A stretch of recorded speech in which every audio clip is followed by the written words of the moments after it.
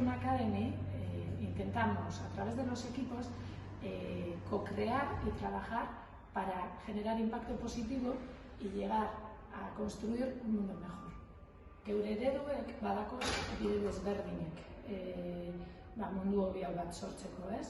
Batetik ikasketa bidaiak, geure partaideek Indiara egiten die, Txinara bai, Europako leku desberdinetara, adibidez, Indian, Madre Teresa de Kalkutagaz voluntariado aste bat edukitzen dugu.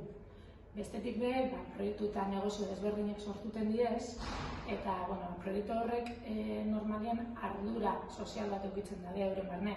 Batetik moda iraunkorra, edo diversitate kulturala, edo mobilidade edukitzen da kontutan.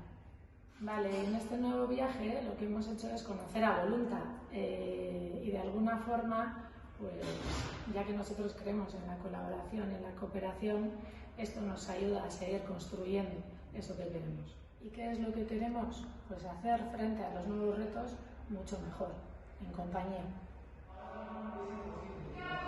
Mondragon Team Academy zer argi badakoguna bakarrik adina motibatzen dela, baina batera edo beste pertsona batzukaz asko zurruna.